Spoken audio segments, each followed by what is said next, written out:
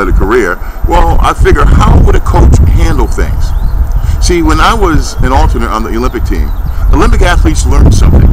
That when you want to figure out how to do something, don't copy the person who came in third place, the bronze medalist. You figure out what that gold medalist did, and you do what they do. Now, too many times in our society, we're copying mediocre people, so we get mediocre results. So, some of the earlier problems that I had was with my, I was as a young kid, 9 years old, I woke up one day and my mother had abandoned 3 kids. So here I was, a 9-year-old with a brother and a sister, having to figure out what to do. But the main thing was waiting for my mom to come back, and she never did. And so the crying every night and the emotions that went along with that really was to set a big part in destroying my life. And I had to figure out ways to overcome that. Now, what I did back then to overcome that was become a good student. I figured, well, what did it cost to study? What did it cost me to get good grades? And besides, it felt good. It overcame that emotion, that depression of not having my mom walk off and leave 3 kids. And I discovered something at that time. You could sit there and think about something that's not going to change, or you could do something with your life, like do something extraordinary to balance that off. Because a little bit later on in life, I was discovered that the reason in this place I see a lot of people with problems is because they stick on the problems and they don't do anything about balancing it out, like doing something good. Because invariably, people want to feel good, and they're going to find a way to feel good. And as I've seen in this place, some of the things they do to feel good are very limited. Like some of the guys I've seen around here, I said, well, what do you do to feel good? They say one of 2 things. I either drink or I either do drugs. I said, well, what else do you do that's not illegal, immoral, or fattening? Nothing else. So when I came across people with that issue, I teach them how to what I do called the swish drill. Oh yes, I get them depressed, but bang, like I did when I was 9, I showed them how to get out of it, and it worked.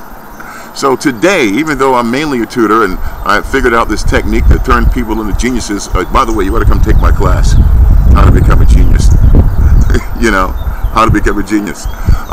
It started from there, turning people around emotionally, making kids smart, and before you know it, they call me the Fix-It Man. It was a label that was like put upon my shoulders.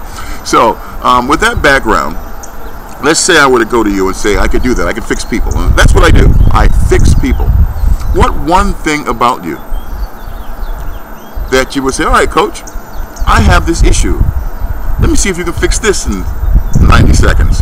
What one thing about you say that? You can fix it in 90 seconds. Yeah, one thing. Say, look, coach, let me give you a shot. Find one thing about you that you don't like and you want to improve, and throw it at me and see if I can do it.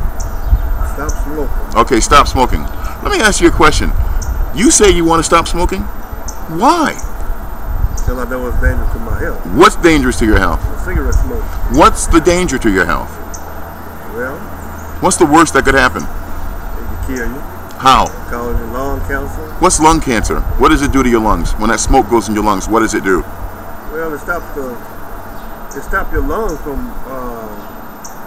from doing the function that which it does. It stops those little hairs from moving, and it makes them lay down. Really? I've seen videos that turn your lungs, actually turn them from, I think, from a pinkish color to a black. That's right. And it stops those little filters within them. Oh my God. Actually filtering so out. that cigarette you have in your hand is doing that? That cigarette, that's what it does. It really? And over time, it would take time. I do know it takes time even for it to repair itself or to get some of its function back. Because after you smoke so many, it stops. So when you die, where will they put you? In a what? A casket? I don't know. I guess it depends on whether I have any money. Right. Do you have any family? Oh yes, I have family. Who would cry?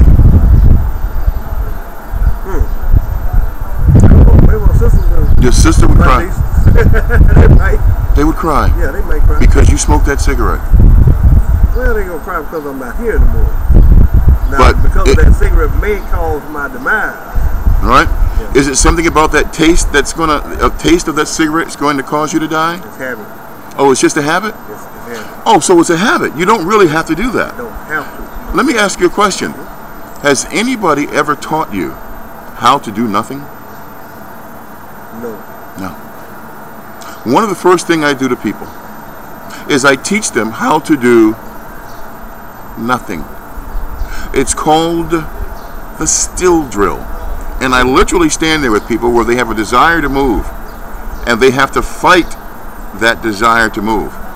And over the course of about 2 or 3 days, they become very good at fighting that one desire just to move.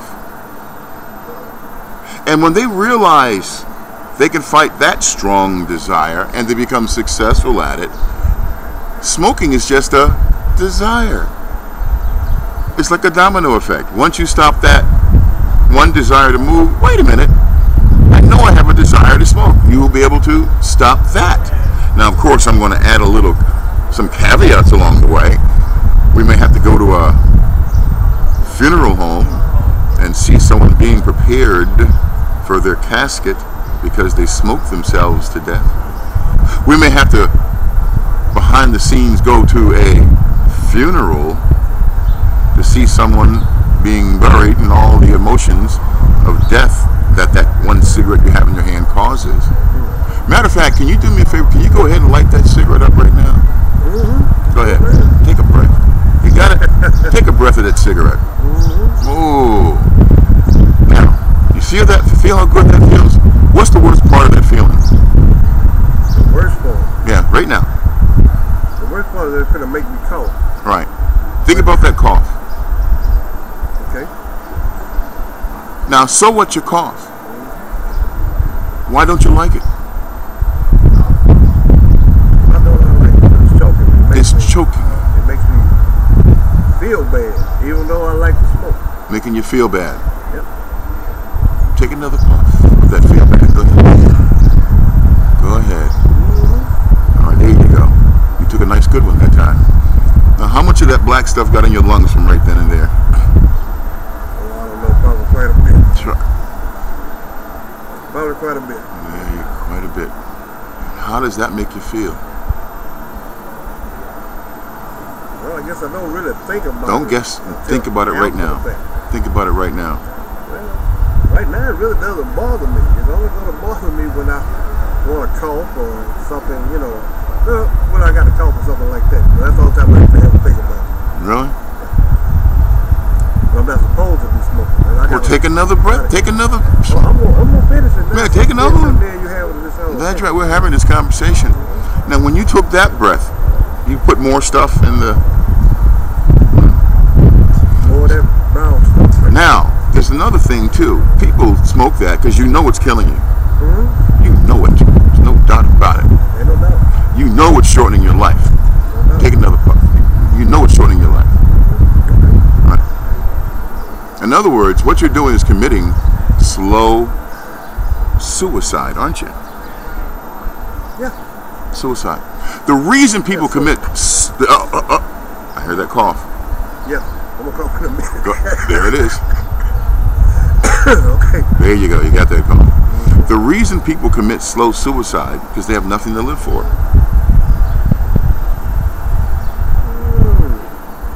You could live longer, but you're stopping it because that cigarette smoking. You hit it. Take another puff. Yeah, take another puff. Take another puff. This is my crutch. Take another puff. There you go. Commit that suicide. Now, people are doing that because they know they're committing suicide, but they have nothing fighting them against it to stay alive because there's nothing there. What are you living for? Do you really have any things to live for? Oh yeah. What? What did you? What are me? You? What else? That's all that matters. That's all. That's not enough. Who will you let down when you die? Well, I don't know. I guess my family. Your family. That would be probably the most people in my life. How many people would you say will you let down as you take that puff? I don't know, about 8, 10. 10 people. Maybe. As you take another puff, those 10 people. 10. Ready? Take one for the 10. Ugh. Boy, I noticed that puff wasn't as long that time. No, you make me think. That's right. Say that again. You make me think. That's the problem. People, they don't think. By the time I get done with it, you let me. Now, you notice I never told you to stop smoking? I know you keep never taking no. what's happening to them? Yeah, they get a little shorter. Exactly. Yeah, you get me to think a little bit. Take another puff. Whoa, whoa, whoa, whoa. Whoa. When people smell that on you, what kind of smell does that smoke leave on you in your breath and all that stuff? Oh, it smells. It smells? Oh, it smells bad. Well, take you another puff and get that. And what do people think? Hey, what are they thinking when they go by you? Say, ooh. Well, the people who don't smoke, they're like, they wish you wasn't close to them. Ooh. Take another puff. Take another puff. Okay. Ooh, feel it. How much closer now are you to death because of that puff? I don't know. I hope I'm not that close. But you're getting closer, right? Every time you smoke one. Every time. Every time you take a puff. You see, people invariably know that's not the problem, but the power to stop. So that's why, one of these days you see me, I want you to stop me and say, show me that still drill. And that's all I'm going to show you. I'm not going to tell you not to smoke. I'm not even going to touch that. You're blown off with that. But I'm going to teach you how to do absolutely nothing. So when the thought comes up, I shouldn't be doing this, you'll know exactly what to do. And then also give you hope for the future. How old are you now? 50. 50? I am way older than you. You know that? Yeah, you probably got a couple years older. Oh, I'm 57. 57. Right. But I don't smoke this. I don't. I had to stop. Yeah, I've been through all the smoking. I've been through all of it. The drinking, everything. Yeah, it's gone. It's gone because I learned how to do nothing. So that's what I do today. I help people doing nothing. Oh, by the way, what you're going to notice is that you're going to take smaller and smaller puffs, and just one day it's just going to go away. And that feeling of being able to take a deep breath, that feeling of knowing that you're going to live to see my age. Take another puff because you ain't going to see my. You're going to die anyway. Go ahead, do it yourself in. Go ahead. Go ahead. Go ahead. Go. Ready. Well, that was a small one. Is it tasting as good as it did before I started talking to you? You just made me think a little more. Excuse me. And if you were one of my clients, I'd make you think a whole lot more than that. And so people say, how do you get people to stop smoking? I say, by the time I get done talking to them, this technique is called paralysis by overanalysis. I can get people to paralyze any behavior by sitting here, and if I talk to you long enough, you'll stop. You'll overanalyze it. It's too much to think about, and it makes you realize what you're doing is stupid. Now, it's too much for me to tell you to stop. That's not going to work. But what I am very good at is getting you to tell yourself. And I'm putting all these triggers in your mind so you start telling yourself. When you see your family, you'll tell yourself. When you'll see young kids, you'll tell yourself. When you take a puff and you feel that smoke hit your throat, you'll tell yourself. The next time you cough, you'll tell yourself. Now, just in a few minutes we've had here sitting down, how much of a difference did this make in your life? A little bit or a lot? Well, it made some difference. That's right. You notice how what did you notice about you? Well, it makes you think more about it, even though I've thought about quitting before. But it just makes me think. That's right. This is just a few minutes. Yes. I need if I had about a week with you, that few minutes stretches to hours, and I'll have you with that pack of cigarettes, and I'll keep telling you to smoke. And just like we're just sitting down, you see how you're putting it down? Without me even telling you, you're telling yourself. Yeah. You see how it works? People invariably have to do it themselves. That's true. Because you've been told 50 years not to, and you're jaundiced by it. It doesn't mean anything. This is what you do, and this is how you do it.